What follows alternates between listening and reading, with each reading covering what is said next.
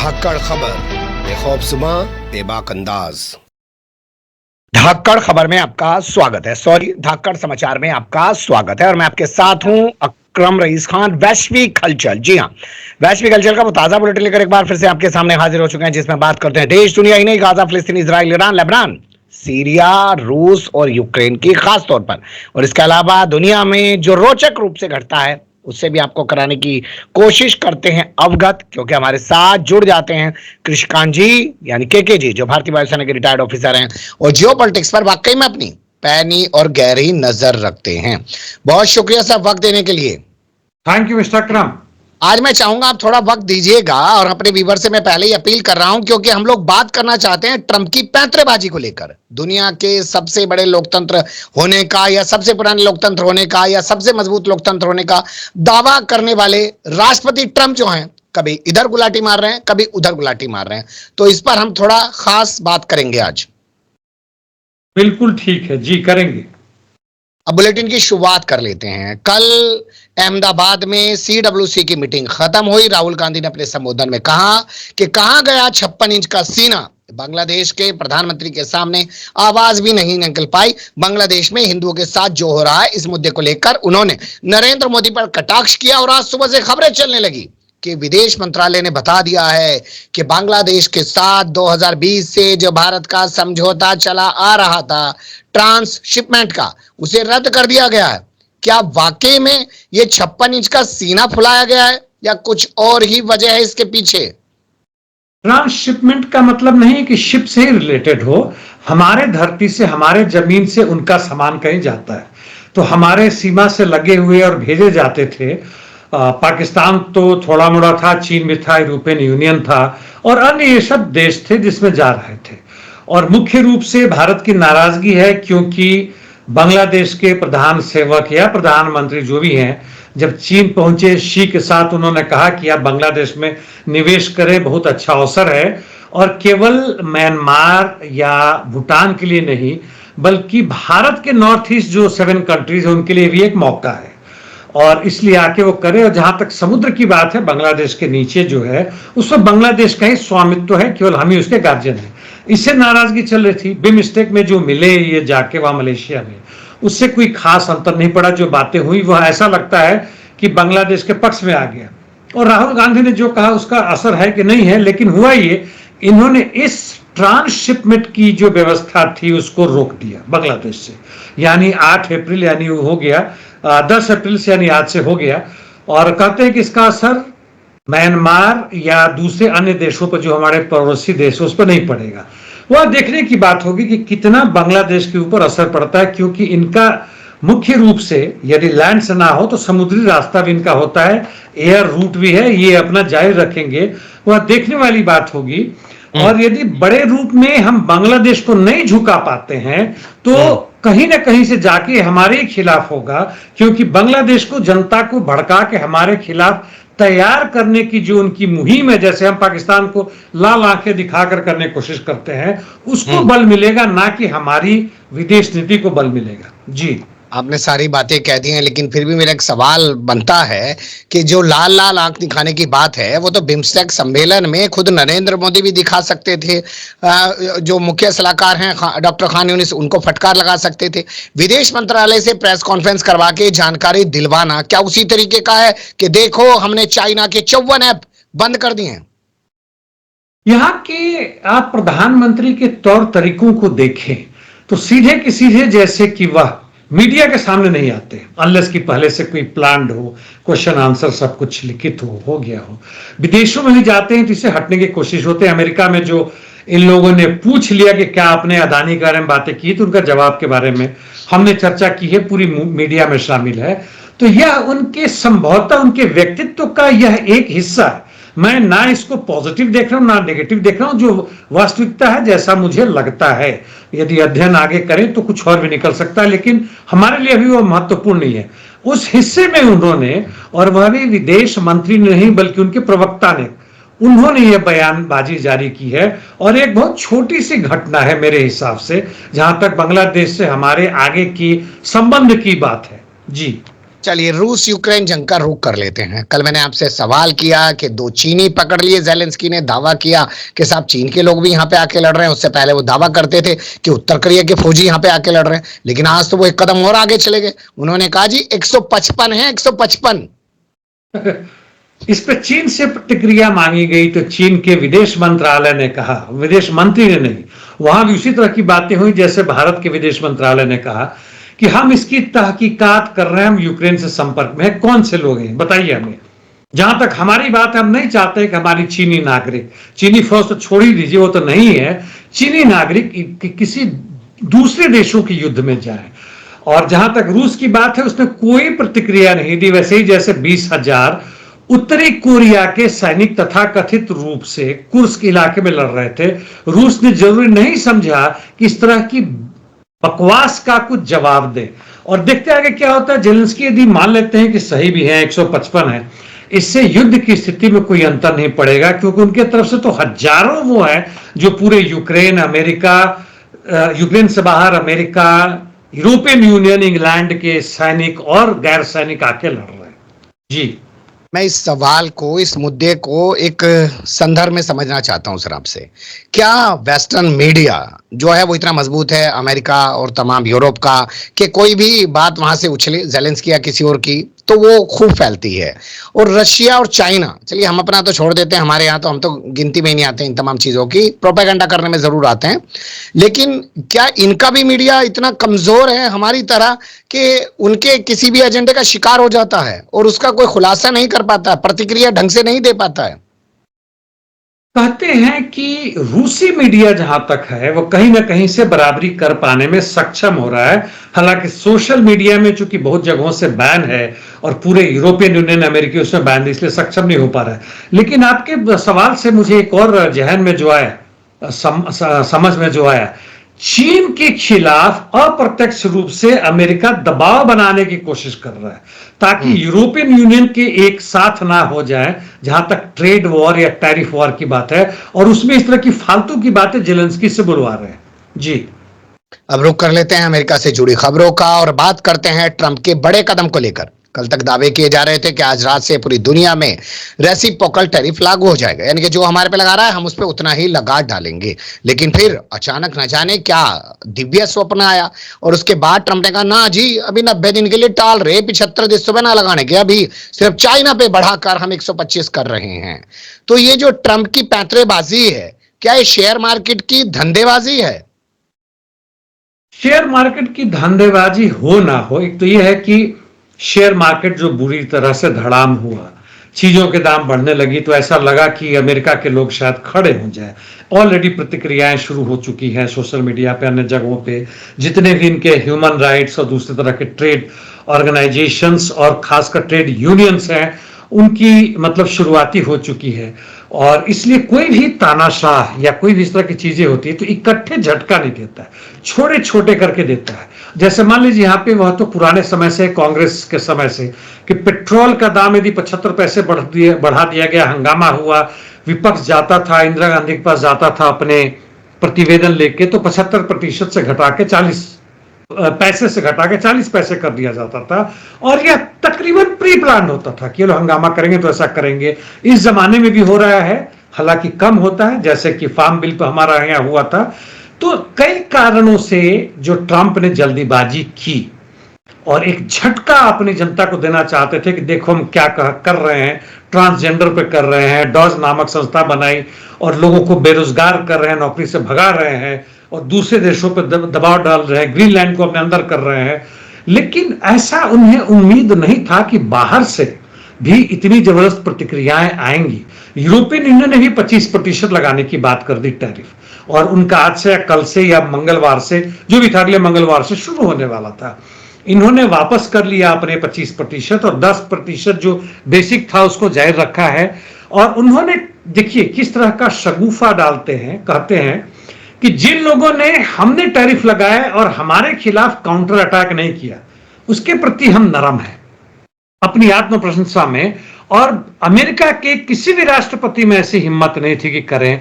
मेरे में से, यानी दूसरे लोग तारीफ नहीं कर रहे हैं तो खुद की तारीफ में लगे पड़े हैं बेचारे, क्योंकि वहां की मीडिया उस तरह की गोदी मीडिया नहीं जैसे भारत की है। बहुत सारे अन्य कारण हैं, इसलिए ट्रंप का जो भी था एक तरह से हवा निकलता हुआ नजर आ रहा है, नंबर 1। नंबर 2, जिस तरह से आगे बढ़ने की कोशिश किए थे वह कहीं ना कहीं से वो पंक्चर हो चुका है या उसमें से लीकेज शुरू हो गया है। और नंबर 3 कि जनता को कुछ अटैक करके कुछ वापस करके फिर से अटैक करने की तैयारी है। वह हर जो है इस तरह की जो समाज पूंजीवादी और साम्राज्यवादी ताकतें होती है वो करती है। जी मेरे कुछ सवाल हैं। एक बयान कल से ये चल रहा था ट्रंप का कि देखो टैरिफ मैंने लगा दिया, अमेरिका पर धन की वर्षा हो रही है, पैसों की बारिश हो रही है, खूब पैसा आ रहा है। तो भैया जब आ रहा था तो 90 दिन के लिए क्यों टाल दिया? एक चीज ये बताइए। दूसरा, क्या इसलिए टाल दिया कि भैया हमें तो सिर्फ चाइना से लड़ना है, औरों को तो बस हमें ऐसे ही हुड़की देनी थी, डराना था, वो तो सब हमारे काबू में आ ही जाएंगे? क्योंकि चाइना ने जब 34% लगाया तो ट्रंप ने कहा या तो हटा दो, चाइना ने कहा ले 84% कर देते हैं इसको। अब अभी अमेरिका ने उसको 103 या 104% करा हुआ है शायद, और 104 से बढ़ा के 125 कर दिया अमेरिका ने सर। सुन लीजिए 125 हो गया, यानी अब यह बेमानी हो गया, यानी सामान का खरीदना वगैरह बंद हो रहा है। और रिसेशन यदि आता ना आता आगे के समय में, जैसे गोल्ड सैक ने कहा है कि 12 महीने में, अगले 12 महीने में रिसेशन आने का करीब 45% चांस, यानी काफी हाई है। 5-10% हो तो बात अलग है। दूसरा ये कारण बताते हैं वापस हटने का रहे कि 73 देश जो है या 75 देश जो है हमसे बातचीत करने को तैयार हो गए, हम पर काउंटर अटैक नहीं कर रहे, यानी अपनी दादागिरी दिखा रहे हैं। तीसरे जो लालच इनका भयंकर है कि हम लूटेंगे, अंतर अमेरिकी साम्राज्यवादी या अमेरिकी पूंजीवादी देश में, अन्य देशों में यह है कि भारत के पूंजीपति वर्ग अभी भी, या रूस के या चीन के जो पूंजीपति वर्ग हैं, अपने राजनीतिक दलों के द्वारा सत्ता में करते हैं, डायरेक्ट नहीं कर रहे। अमेरिका में डायरेक्ट आ चुके हैं, चाहे वो ट्रंप हो या पूंजीपति, बहुत बड़े पूंजीपति हो, और उनके जितने भी साथी हैं, एलॉन मस्क को जितने, सब बड़े बड़े पूंजीपति हैं। 90% इनके मंत्री सलाहकार जो हैं वो करोड़ों नहीं अरबों डॉलर वाले वो मालिक हैं, और वो सीधे की सीधे वो हड़बड़ाए हुए, वह राजनीतिक धैर्य नहीं है लूटने के लिए। जी, इसमें मुझे एक चीज और समझाइए सर कि अमेरिका चाइना पे लगा रहा है 125, चाइना उस पे लगा रहा है 84, वार छिड़ जाएगी। अब इसके जरिए जो ट्रंप ने एक नई पैतरेबाजी दिखाई कि 90 दिन के लिए मैं टाल देता हूं, पहले भी उन्होंने 1 महीने के लिए टाला था। तो क्या अब इसमें ये टेस्टिंग करने की कोशिश की जाएगी कि चाइना की तरफ कितने देश जाते हैं और मेरी तरफ कितने देश आते हैं? यहां पे बताओ कि यूरोपियन यूनियन ऑलरेडी चाइना से बात कर रहा है ओपनली, गुप्त रूप से जो कर रहा है वो हमें नहीं पता, शायद अमेरिका को पता हो उसके अपने सीक्रेट सर्विसेज द्वारा ऑलरेडी बातें कर रहा है, जिसमें केवल वही नहीं बल्कि दक्षिण कोरिया, जापान और कनाडा तक भी चीन के साथ आने को तैयार है, क्योंकि अभी उनकी पूंजी की लूटने का चांस है। जो भी मुनाफा दर था वो 0 का नेगेटिव में चल जाएगा। और इतना ही नहीं, वहां की जनता यदि सड़कों पर आ गई और उन्हें लगने लगा कि यह पूंजीवाद को खत्म करो है जरूरी है, तो यह एक प्रमुख कारण है अमेरिका के पीछे हटने का भी।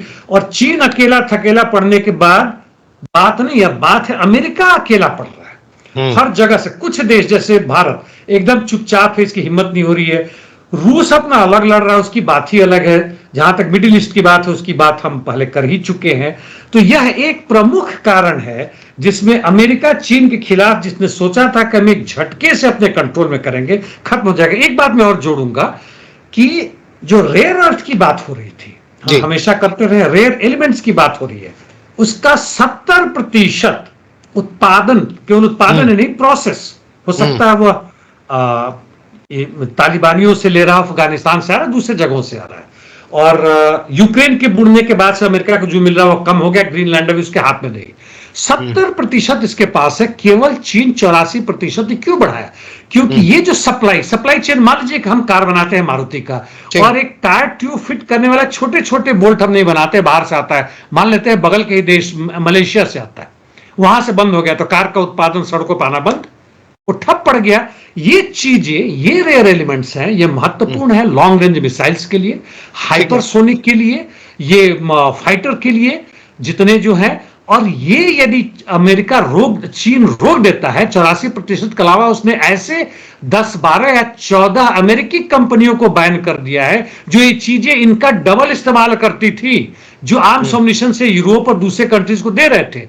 अमेरिका के जो जहां चोट लगता है वहां चीन ने चोट किया है। जी, ठीक है। चीन तो चोट कर रहा है, साफ दिख भी रहा है, वो झुक नहीं रहा है, टोन भी दिखा रहा है, भाषा भी उसकी नजर आ रही है। लेकिन 90 दिनों के लिए ट्रंप ने पड़े ही मामले को टाल दिया। पर दुनिया के जो देश हैं, बगल में कनाडा है जिस पे रात दिन कब्जा करने की सोच चल रही है ट्रंप की कि इसको 51वां राज्य बना दूंगा अमेरिका का, क्या वो लोग ये नहीं कहेंगे कि भैया 90 दिन बाद फिर ट्रंप पागल हो जाएगा, तो हम तो पहले से ही सोच लें अपने आप को कैसे बचाना है। 90 दिन के लिए ट्रंप एडमिनिस्ट्रेशन थोड़ी सी सांस ले रहा है कि जो हमने किया है वह सही है कि नहीं। 100 मीटर के रेस में दौड़ चुके हैं, लेकिन 400 मीटर या कुछ किलोमीटर की दौड़ में हम सकेंगे कि नहीं, लगता है कि नहीं सकेंगे। तो इसलिए उन्होंने अभी एक तरह से वॉर को होल्ड किया है। दुनिया उन पे कैसे भरोसा कर ले कि 90 दिन बाद फिर नहीं करेंगे? कोई भरोसा नहीं करेगा, लेकिन यूरोपियन यूनियन की इस बीच में कोशिश करेंगे भाई तुम चीन के साथ मत जाओ। कनाडा से भी कुछ ना कुछ समझौता करने की कोशिश करेंगे, जो ऑलरेडी कनाडा 25% इन पे थोप चुका है। जापान, साउथ कोरिया जो है वैसिलेटिंग है, कुछ कुछ इंडिया टाइप कर रहे हैं, उनको भी कहेगा कि भैया तुम उनके पक्ष में ना जाओ, हम मिलजुल के बातचीत करते हैं। यह सब मतलब एक भटकावे की कोशिश है और इनको फुसलाने की कोशिश है, और 25-30% ना सही 10-15% पे आके संभवतः मानेंगे ताकि चीन को किनारे करें। लेकिन चीन के बिना इनका काम चलेगा नहीं, क्योंकि चीन की पूंजी बुरी तरह इनके हर व्यवस्था में, इनके खून के हर वेन्स में और नर्व्स में घुसा हुआ है। जी, जिन्हें खाने को अंडे नहीं मिल पा रहे हैं, मतलब अमेरिकियों को जब अंडे नहीं मिल पा रहे हैं ट्रंप के कारण, तो और प्रोडक्ट्स कहां से मिल पाएंगे? वहां पे तो ज्यादा हाहाकार मचेगा। ये आपने एक अच्छी बात कही, बहुत छोटी सी बात लगती है। यूरोपियन यूनियन ने जो टैरिफ लगाने की बात की है, पता किन किन चीजों पे की है? इनके जो एग्रीकल्चरल प्रोडक्ट्स हैं, मिल्क प्रोडक्ट्स हैं, कुछ रॉ मटेरियल्स हैं। अमेरिका अब एक इंडस्ट्रियल हब सेंटर नहीं है, जो ट्रंप चाहते हैं फिर से करेंगे। आसान नहीं है, उनकी मर्जी नहीं है। इस तरह की जो चीजें हैं, छोटी मोटी जो लघु उद्योग से जो भारत में बनता है, उस तरह की चीजें, यानी छोटे मोटे मझौले किसान और जो मझौले किस्म के, जिसको हम छोटे मोटे जो पूंजीपति कहते हैं, निम्न पूंजीपति जो कहते हैं, उन सबों के ऊपर जबरदस्त आक्रमण होगा। अब इस टैरिफ वॉर के कारण पूरे यूरोपियन यूनियन में जाना और कनाडा में जाना जो बगल में होता था बंद हो जाएगा। और इसलिए ये जो बैकबोन थे इनके ट्रंप के रिपब्लिकन पार्टीज के, वह धाराशायी हो जाएंगे। और ट्रंप का तीसरा तो छोड़ ही दीजिए कि राष्ट्रपति बने कि नहीं बनेंगे, अभी जो आंदोलन खड़ा हो जाएगा उसको कैसे रोकेंगे। बिल्कुल, आपने बहुत बड़ी बात कही है। शायद उसी आंदोलन के खड़े होने के डर के कारण ट्रंप ने अपने पैर पीछे खींचे। पर क्या वो पैर पीछे रहेंगे, या जो आदमी सनकी है भाई उसको तो फिर दोहरा सा पड़ेगा, फिर वो कुछ करेगा। ट्रंप के और मस्क के जो सलाहकार हैं वो जूतम पे हजार क्यों कर रहे हैं सर? ये जो इनकी आपस की जो लड़ाई की बात कर रहे हैं ना, ये अब वो है नवारो, ये है वहां के जो ट्रेड वगैरह के सलाहकार हैं ट्रंप के। तो किसी बातचीत में नवारो ने कहा कि हम लोग इंडस्ट्री को अपने यहाँ बनाने की बात कर रहे हैं। आपका जो तथाकथित ग्रेट कार है ना, एलॉन मस्क का जो कार है, इलेक्ट्रिकल व्हीकल्स है, वह सब बेसिकली आप असेंबलर है, असेंबल करते हैं, खुद नहीं बनाते हैं। जैसे हमारे यहाँ मारुति कार का सब सामान आ गया, इंजन आप कहीं और से लाते हैं, उसके बाकी सब चीजें कुछ और से लाते हैं, यहाँ नहीं करते। इस पे ये काफी नाराज हो गए। उन्होंने कहा कि ये आप जो है सो बिल्कुल मोरोन है, मतलब दुखी आत्मा है, बेकार है, and dumber than sack of bricks, यानी ईट जो था ना, एक बोरी है, अब एक बोरी ईट का कितना दिमाग होगा, कुछ नहीं होगा, उससे भी आप गए गुजरे हैं। और यह चीजें एक्स पर, यानी ट्रंप काफी लड़ाइयां हो गई हैं।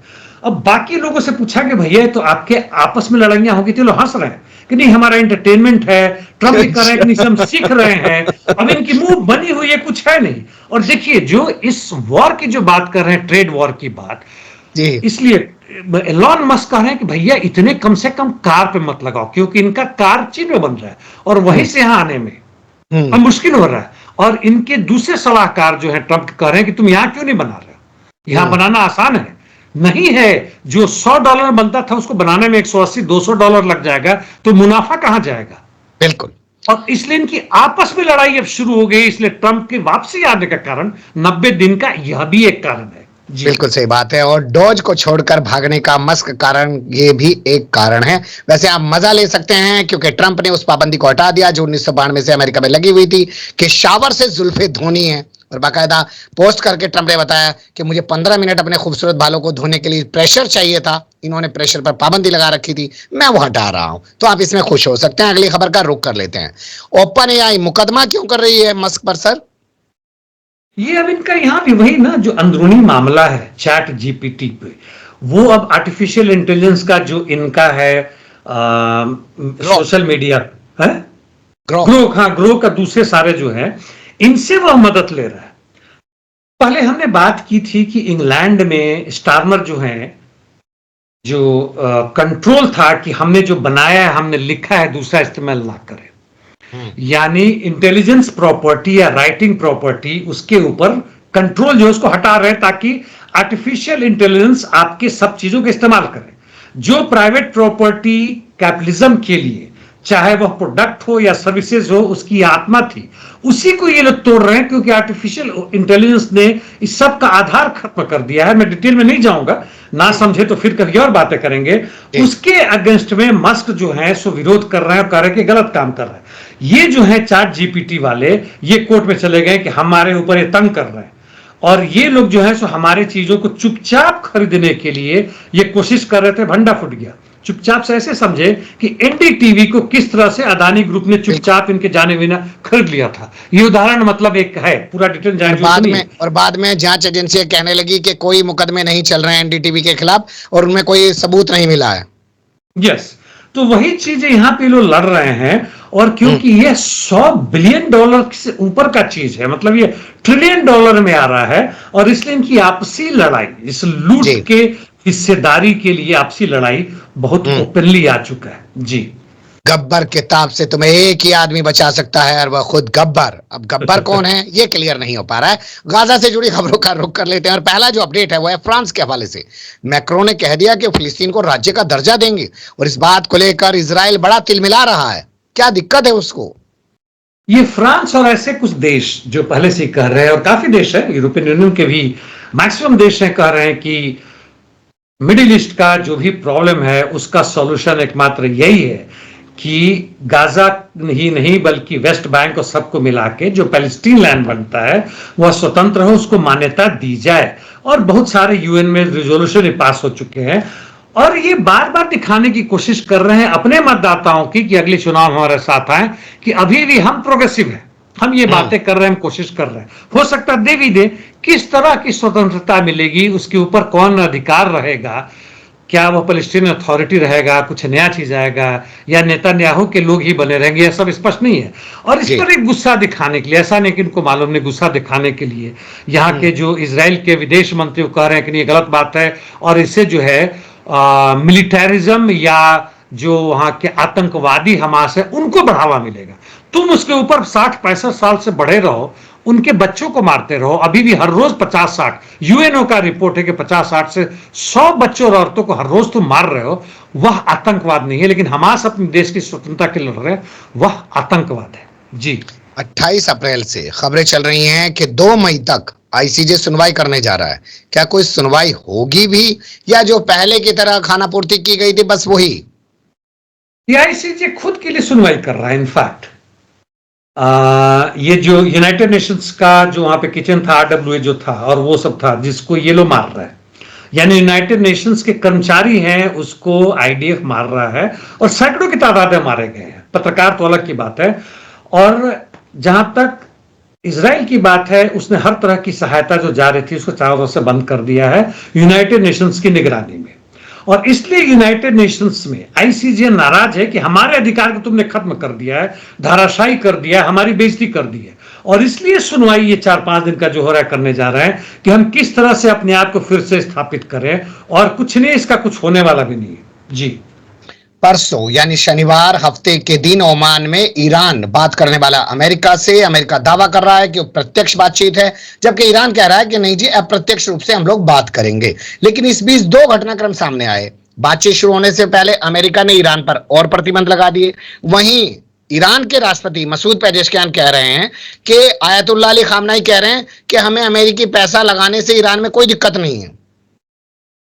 वही है, इनके भी तरफ से उन्हें साफ लग रहा है, चूंकि ट्रंप जो है वह पैसे के बहुत ही मतलब लोभी है, भयानक है। जिस रूप में जहां से भी है लूटना चाहते हैं जिंदगी के अपने अंतिम दशक में, इससे अधिक संभवतः जिंदा भी नहीं रहेंगे, या बाइडेन की तरह सठिया जाएंगे, या हमारे नीतीश कुमार की तरह। उसके ऐसे पैसे कोई मायने नहीं रह जाएगा। और यदि वास्तव में अमेरिका ईरान से अच्छे संबंध करता है तो मिडिल ईस्ट में जो उनका प्रतिरोध करने वाला वो खत्म हो जाएगा। तो ये लालच दे रहे हैं ये लोग। दूसरी तरफ अमेरिका भी काफी धूर्त है, ऐसा नहीं कि नहीं समझ रहा है, मक्कारी तो है ही है। और इसने भी साफ कह दिया है कि जो भी यदि इस बातचीत का नतीजा यदि पॉजिटिव ना निकला तो हम आक्रमण करेंगे। उसका नेतृत्व जो है सो इजराइल करेगा। यानी सीधे की सीधे वह धमकी भी दे रहे हैं। दूसरी तरफ हमने कल बातें परसों की भी थी कि अमेरिकी की जो एयरक्राफ्ट कैरियर है दूसरा पहुंच गया है, डियो गार्सिया, कतर वगैरह में इनके एयर बेसेस मजबूत हो रहे हैं, इजराइल में भी आर्म्स ऑपरेशंस पहुंच रहे हैं। तो तैयारी एक तरफ पूरी चल रही है कि हम वो आक्रमण करेंगे, और दूसरी तरफ यूरोपियन यूनियन के साथ साथ रूस को भी दरकिनार करने की कोशिश कर रहे हैं। पता नहीं आगे उसके बाद खबर नहीं आया है। तो मतलब यही है कि पूरी की पूरी धमकी और पूरी जोर लगा रहे हैं ताकि ईरान जो है सो कदमों अब घुटनों पे आ जाए। जी, एक सवाल है मेरा सर, रूस और यूक्रेन की जंग को यह आधार बनाकर के तीसरा विश्व युद्ध छुड़ जाएगा, उससे बचाना दुनिया को जरूरी है, ट्रंप जंगबंदी करा रहे हैं। और यहां अगर ईरान पे हमला किया और तीसरा विश्व युद्ध छिड़ गया तो फिर तो सीधा कहेंगे कि भैया उस जंग को तो तुम रुकवा रहे थे और यहां तो तुमने ही तीसरा विश्व युद्ध करा दिया। पहले स्थिति में यानी यूक्रेन युद्ध में यह साफ लग रहा है अमेरिकी साम्राज्यवाद को कि उसमें अमेरिका नहीं जीतेगा। ट्रंप ने भी साफ कहा है कि 2014 से उसके बाद वो खुद राष्ट्रपति रहे 4 साल के लिए, जितने आर्म्स ऑपरेशन नेटो ने दिया है यूक्रेन को, तैयारी उन्होंने की है। लेकिन अब यह लग रहा है युद्ध हमने करवा दिया लेकिन उसका अंत नहीं है, जीतेंगे नहीं। और उसका अंत यदि है तो पूर्ण रूपेण यूक्रेन का खात्मा या थर्ड वर्ल्ड वॉर जिसकी बात कर रहे हैं। इसलिए वहां से इनके पैर पीछे हट रहे हैं। लेकिन मिडिल ईस्ट में उन्हें नजर नहीं आ रहा है। लेकिन मिडिल ईस्ट से थर्ड वर्ल्ड वॉर नहीं शुरू होगा इसकी बिल्कुल गारंटी नहीं है। और इस थर्ड वर्ल्ड वॉर शुरुआत होने में फिर से यदि ब्लैक जास्मिन जो 2014 के आसपास पूरे मिडिल ईस्ट में भड़का था, जिसमें इजिप्ट और यमन हर जगह लाखों करोड़ों जनता आ गई थी, वहां कई पुराने बादशाह सत्ताएं हिल चुक गई थी, हट गई थी, वह यदि शुरू हुआ तो वह थर्ड वर्ल्ड वॉर की एक नई शुरुआत हो सकती है।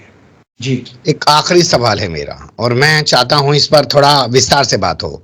क्या रूस के पास परमाणु है तो इसलिए ट्रंप को लगता है कि तीसरा विश्व युद्ध छिड़ जाएगा, और ईरान जो है उसके पास है ही नहीं परमाणु, तो इसलिए इन्हें डर ही नहीं लग रहा है, ये कह रहे चलो उसके ऊपर चढ़ाई करते हैं। पहले सवाल का तो बिल्कुल स्पष्ट है कि रूस के पास एटम बॉम्ब की जहां तक बात है 4-5 हजार उसके पास है, वॉर हेड भी पहुंचाने के लिए। और दुनिया में कोई भी ठिकाना और कोई भी जगह स्वतंत्र नहीं बचेगा, इसकी हम लोग बात कर चुके हैं पहले भी। जहां तक मिडिल ईस्ट में है, हाँ उन्हें लग रहा है कि ईरान के पास इतनी ताकत नहीं है। लेकिन ईरान के पास यदि लड़ाई होती है सीधे, और उनके जितने भी रेसिस्टेंस फोर्सेस हैं छोटी छोटी से ही लेकिन मिला ले, और उस जगहों पर ठौर ठिकानों पर आक्रमण शुरू करेगा ईरान, क्योंकि उनके पास जहां तक मिसाइल्स की बात है, मीडियम रेंज से लेके लॉन्ग रेंज तक के मिसाइल्स और यूएवीज तो कर रही है, वह इतने हैं कि मिडिल ईस्ट में जहां जहां भी अमेरिकी ठिकाने हैं और जैसे भी है उनको तबाह करने के लिए काफी है बिना एटम बॉम्ब की। और उसके जवाब में यदि इजराइल खुद अपने एटम बॉम्ब का इस्तेमाल करता है तब स्थिति बहुत भयावह हो जाएगी, तब रोक नहीं पाएगा। क्या इन तमाम चीजों के बीच सर, जब तमाम तरीके के हालात बने हुए हैं तो हर चीज को दांव पे लगा के ईरान को परमाणु बम बना ही ना लेना चाहिए ना? फिर ये लोग हमला ही नहीं कर पाएंगे, डरेंगे कि भैया तीसरा विश्व युद्ध छिड़ जाएगा, इसके पास भी परमाणु बम है, बना लो। यह कहना कि आज ईरान के पास परमाणु बम नहीं है कोई भी नहीं कह सकता। अच्छा, नंबर टू एक छोटी सी बात, नंबर 2 जो अभी हुतियों के खिलाफ जो बॉम्बिंग की गई उसमें मुख्य रूप से जो बॉम्ब का इस्तेमाल किया गया वह बंकर बस्टर, यानी आपको याद होगा जब हिजबुल्लाह के नेताओं को जो मारा गया था तो बंकर यानी नीचे में थे, वहां पे अमेरिका से खास तरह के 2000 केजी वाले बॉम्ब आए थे और नीचे तक घुसा था, उसका इस्तेमाल किया गया। मुझे लगता है वह प्रयोग था, जानबूझ के देखने के लिए कुछ सिंपल से आदिवासी वो लोग मारे गए थे कि क्या इससे हम ईरान के उस बंकर में नीचे जा सकते हैं जहां यदि एटॉम बॉम्ब या दूसरे तरह के मिसाइल रखे हो जा सकते हैं। और जवाब जहां तक आया है, मैंने देखा है सोशल मीडिया में हल्के से जहां था, ना है। यानी आप ईरान के अंदर घुस के उसको बर्बाद नहीं कर सकते हैं अनलेस कि युद्ध 6 महीना चले। क्या अमेरिका उसके लिए तैयार है? मुझे नहीं लगता कभी तैयार, लेकिन फिर भी देखते हैं। जी बिल्कुल, आपने सही कहा कि देखते हैं कि कहानी कहां बदलती है। वो शेर है ना कि अभी तक तो वही बेवफाई करता है। बहुत शुक्रिया, आपने वक्त दिया और बहुत सारी चीजों पर रोशनी डाली। फिर आपके साथ किसी और मुद्दे पे जुड़ने की कोशिश करेंगे। धन्यवाद। Thank you mister Akram.